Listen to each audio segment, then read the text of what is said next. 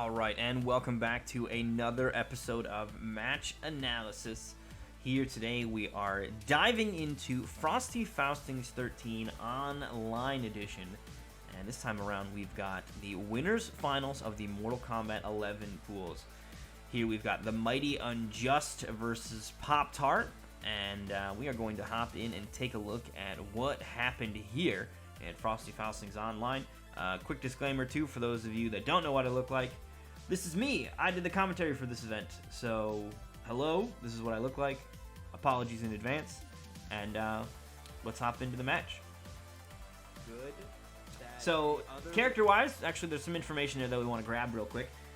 Character-wise, we've got up next graded gen from Jackie, essentially. We've got the Enhanced Air Blast, the Bionic Bounce, we all know about those, and then the Grenade Launcher, that Plasma, the blue fire that burns you alive. That is going to be the staple Jackie play, and that will be what MightyUnjust is rocking. From Poptart, it's Kodal time. He's got the Command Grab, he's got the Cat, which is maybe the questionable ability here, only because there's no projectiles, and the Cat is a really good anti-projectile tool. But, like I just said, no projectiles here from Jackie. That I guess there are projectiles in the Plasma, but they're not really used in the typical way, I think. So the Cat, we'll see if it ends up being a good move here to, or ends up having a lot of use in this particular set. I will say though that the Cat does allow for good combo ender, right? It does a lot of damage, so it's a good ender to have just in general. But he's also got the Command Grab, right? So he's probably going to be ending in Command Grab anyway. That gives him side switch opportunities, damage buff. It's just better than the Cat. And then he's got the Con Cut. So he's got a launcher. No armor break, though. No armor break against up next graded gen Jackie. Jackie is going to be jumping in the air and is not going to be afraid of an anti-air armor break. Up next graded gen is you don't ever see them. So moving into the match immediately, and this is interesting. Like we said, we like to look at the opening moves, and I don't think it's surprising that Kodal moves forward. I do think it's surprising that Unjust moves forward. He's playing a character that is known for its aggression and rushdown. So backing away at round one start is an interesting choice. It forces the opponent to come to you, and what MightyUnjust could be doing by this move is he's just looking for information. He's not looking to commit to anything just yet. He doesn't need to be aggressive. He's still got 90 seconds on the clock, 950 health in the bar. There's no need for aggression right now. It's not a pressing matter, so just get some information. What does my opponent like to do? Well, your opponent likes to come straight at you and swing that sword. This time, though, as MightyUnjust is backing away, he actually puts a normal out on the way down, and it catches him. And this normal, he starts it after Poptart started his normal. So that may have even been on reaction, that MightyUnjust saw, oh, he's coming at me, let me do a jump normal. And, I mean, it's fucking Jackie, so it's going to be big damage right out of the gate here for MightyUnjust. 1 bar spent, 360 damage, and here's the thing to note, the way that meter works, it's like a half of a bar spent almost. By the time that we're back to neutral, he's already got a lot of that bar back. I don't know what the exact rules are for meter, but it does appear that your meter recharges during your combo. It's like you use the meter, and there's a brief period of time that you stop gaining meter. So it's like, we'll say like 3 seconds of no meter is going to be gained, and then once that 3 seconds is up, you start gaining meter again. And by the time that those Jackie combos are done, she's already got half of that bar back in the tank. Tick throw from Poptart, and by the time that it's Jackie's turn after she gets hit to start moving around, the meter's back. Like it's almost a non-factor that she has to spend that meter because of how quickly she can recharge it. Pressure in the corner, no tick throw this time, just goes for the plus frames, and that's going to be somewhat the mix-up that Poptart's going to have available to him. And here we go again, this time a combo drop. Difference here between these health bars as well. Command grab catches, drink up. Still has an advantage from the get-go. Like he's going to have to still dig through that last little bit here. I think a big thing too is... Ooh, okay, this is a big opening, and this time he spends 2 bars. So if you look at where the damage becomes breakawayable, because he spends 2 bars, You are at 300 damage. Kotal hasn't left the fucking floor yet. He's still on the ground. This is all guaranteed. There is nothing that you can do about it. This defensive meter is useless right now. And to be fair, or maybe fair is the wrong word to talk about Jackie with, if Unjust wants to, and I'm not sure, this might actually be what he does, so there's a bit of a launcher right here, but this is not worth breaking out of. Like, this point is, well, there's two things here. A, there might not be enough time to break out of that. That might actually have, like, the timing that you're able to break out of it might actually be too late at this point. So, Poptart may not have even been able to break out of that. And it wouldn't have been worth it even if he could. It would not have saved him from much. 4% damage. But now, he's got only 1.77 health left. This defensive meter doesn't mean shit against Jackie, because all that Jackie needs to do is spill her Slurpee on the floor and you step in it. All that Jackie has to do is set up a plasma grenade and you're dead. So he doesn't even need to hit him through the defensive meter. That's exactly what Mighty Unjust does. He's not worried about your defensive meter. You didn't go for a breakaway because you couldn't, even if you had. I mean, none of it matters. This defensive bar is worthless because Jackie does not launch you into the air. She can take your life bar without launching you, and she can kill you without chipping you by putting the plasma on the ground. This character is nuts. But so far, Unjust actually hasn't. He's just been staggering on the ground. Once he hits the opening, that's when he goes in for the leap and just starts stacking up that damage. That burn coming through to take round one. Raw leap. First time, too, I think that Unjust is just throwing out like a crazy wild raw leap. Might not be the first one, but he also, if you see, he stops his trajectory a little short. He's about to be into the range where he could anti-air. He stops it short and goes for a plasma, which I think kind of throws Poptart off. Then he's got a punch on the way down, so he's not even done when he throws that plasma. He even keeps following up with it and finds the opening.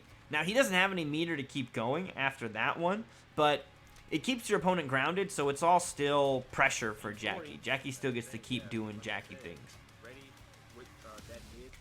Another plasma hit. That time had the meter, forces a breakaway. Alright, there's a low poke, big sword swing to follow. Ooh, tick throws as well. I mean, that is the power of Kotal. I'm talking up how crazy Jackie is, but Kotal is a really strong character too in his own right. He's got more health than not anybody now. Xiao's got the top spot, but he's got tons of health. Hits like a truck. One of the few characters that can heal. Both of these characters are monsters. Look at this damage too. I mean, Poptart trying to turn this one around here. 178 health remaining. Gets the... Wow, that is... I didn't actually notice this.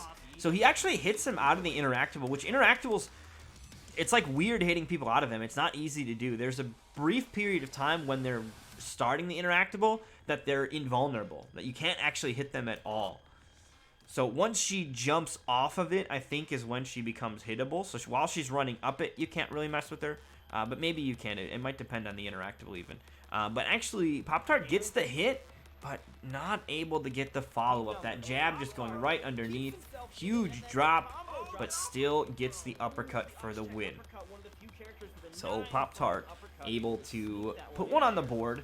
And as I just said in the commentary, yeah, Poptart is playing Kotal, one of the few characters with a 9-frame uppercut. 9 frames means he's able to potentially, challenge just a little bit quicker than most other characters on these leaps. Nice flawless block, too. This is how you deal with Jackie, by the way, is you flawless block this. Those jump-ins are very easy to jump to flawless block. Granted, it's only if they do that. If they go for shrapnel first, it becomes a different sort of game. Like, they have options from there. They don't have to do anything when they leap. So there is a mind game available here. But if you're trying to get the timing down for those, the recent nerfs to Jackie did make the window bigger on her leap normals.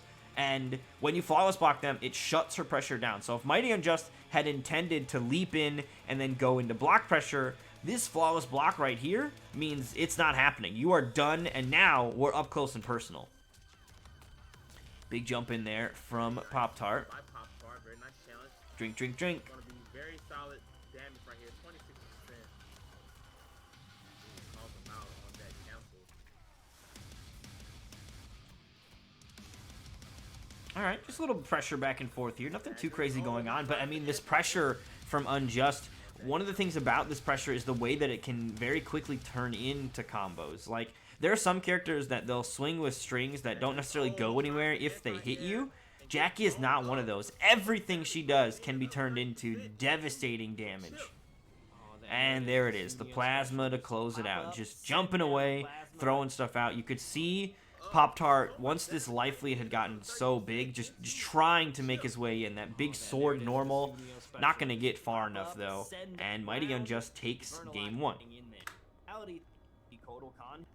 Now, I believe that he's going to be sticking it out with Kotal Khan here. So we'll see Kotal Khan again, and likely going to continue to see the same variations. Maybe you have to adjust, just putting on a pretty good display of Yeah, still does not have the armor break. Doesn't have the anti-air sword. I don't know how fast it is. I'm not a Kotal player. I would think that the Jackie, or the armor, the sword break would be good for Jackie, especially leaping Jackies, but Poptart does not have that in his build, so we're not going to find out today. Nice flawless block attack. The thing, though, about flawless block attacking those jump-ins here, so in one hand, I guess there's two parts to this one. The first one is that he did the up 3, which is invulnerable, but he doesn't get to do much with it, right? I mean, he just gets this little hit, and that's it. He hits him for, what is that, 9%, and then it ends. Like, nothing else happens. There's no further punishment. He could have gone for up 2, which he could have comboed after, maybe, but that's also not as invulnerable. The other thing, too, though, is that when you flawless block an attack, he's done anyway.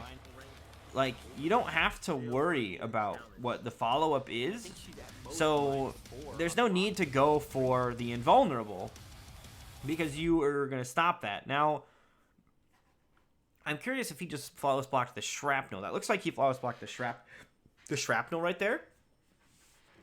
So I'm not sure of the rules of shrapnel, to be honest, actually. There is a possibility that if you flawless block shrapnel, they can continue to do stuff after.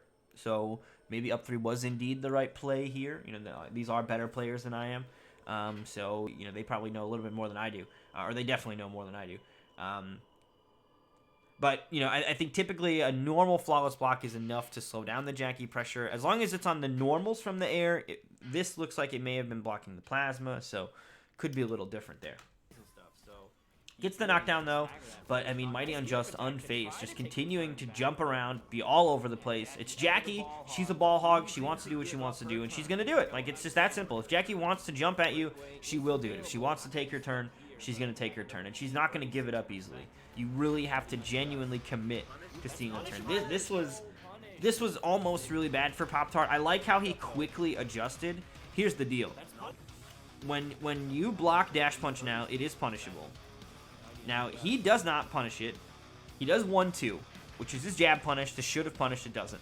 But he has the right mindset to, he did not cancel into combo right here. He didn't go, oh, I blocked it, let me do 1-2 con cut, and then, oh no, I didn't get it right, I'm gonna get blown up. He just did 1-2, saw what happened, and he's still hit confirming. Even on situations that should be guaranteed, he still kind of fumbled it a little bit, and he was ready for that kind of scenario. He had a contingency plan. He was like, okay, maybe I don't get this, so let me hit confirm it and make sure. When it doesn't hit, instead of going into the punishable con cut, he goes for the tick throw setup. So he gets a little bit of redemption here. Gonna get some damage out of this, and he's gonna send Jackie to the corner. Not really gonna matter because there's an interactable there, and Jackie's got the leap, so she can get out of the corner pretty freely. But, and there it is, dude, just the double shrapnel. Look at that. I don't even know what you're supposed to do to deal with this. She's so high in the air that I don't think a lot of anti-airs would even catch her. I genuinely think that what you have to do is you just have to block this, and that is really, really devastating. So she gets the opening, and MightyUnjust claims round 1 of game 2 here, starting to pull away. All right, puts the parry up.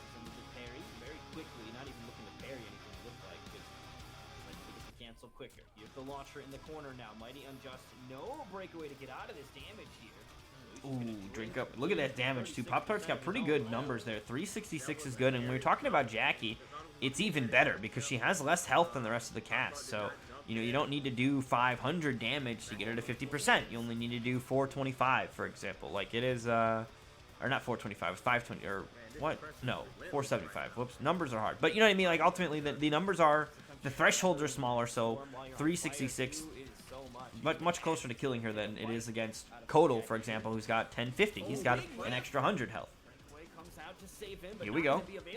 That will be the kill even. Poptart, he's clinging on here. MightyUnjust has been in control, but Poptart definitely trying to answer back here. Gets clipped. And all of this uncontestable, crushing blow to close it out. That is huge. It costs him 2 bars to do it, so it's not too insane. But look at this number, 440. He's still got that whole life bar intact. This is his opening gambit. That is what he started it off with.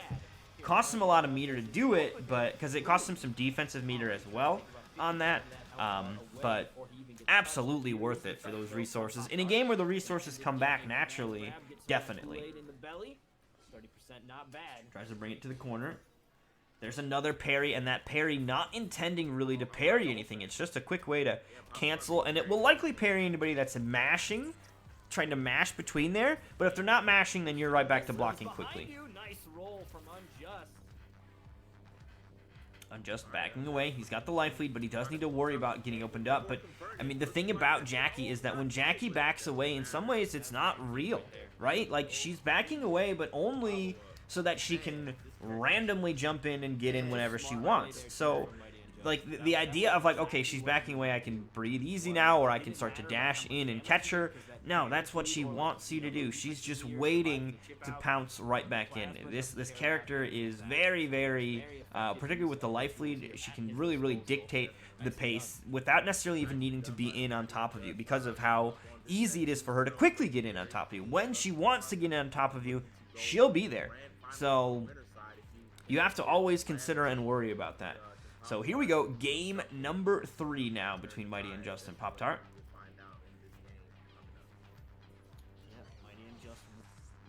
And no variation switch here from Poptart. So we are not going to find out how the armor break fares against the leap. The leap is quick, so it's not even a guarantee that it would work at all. I have no idea. Maybe it just blatantly doesn't, and that's why he didn't take it. But Poptart nonetheless is going to just be rocking with his usual setup here then. Look at that, dude. He's trying to close this gap, and I mean, this is MightyUnjust backing away. Look, he's running away, forces Poptart to try to close the gap, and in doing so, that's when Poptart gets opened up. Poptart, he's just trying to play the game. He's just trying to push the buttons and do the damage, and just Jackie is able to really control the pace so well that it's not an easy task. It's not going to happen just because you want it to. You have to really force those scenarios. And, I mean, there's tournament nerves to consider. MightyUnjust is incredibly talented. Like, there's a lot of factors here. Short hop comes through, and MightyUnjust now on set point here, and he barely got tapped in that previous round. Like, very healthy. Alright, launcher comes out. No punish, though. Unfortunate, but Jackie's got those little T-Rex arms, apparently. The splat. This is such a great ender for Jackie, too. It gives her great Oki. It's her access to a side switch. Really solid move. You see a lot of good Jackie players will use that. Because now, instead of having to travel all the way across the screen, MightyUnjust has the corner again. Very bad for Poptart. Wow, just because the plasma's on him, a simple... Look at this life deficit, too. Poptart right now. This is what Poptart has in front of him. 143. It's going to keep ticking because he's on fire. To 915. That is so much damage to make up for. Basically stops at 130. He's got to run the gauntlet on this one. And Unjust, this is what he's been doing a lot of. Backing away. He'll set a ground fire up as well, so Poptart's going to get hurt on his way in. This sun heal, very actually important. He got a lot of health out of this sun heal. He was at 130 beforehand. He even gets hit a little bit. He walks in, or he gets hit by some chip there. So he loses a little bit of health even further, but he ends up getting back to 2 almost. So he got 100 health out of that. Like 10%. That's really good. Sends it to the corner, catches him, and this was so big. He gets the armor break on the fatal blow. This is not going to be enough damage to kill, but damn is it going to be close. This is going to get her out of the corner.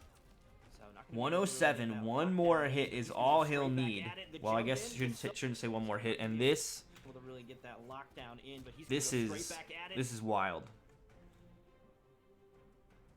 He's got the sun. Like, this is exactly what Poptart wanted to do.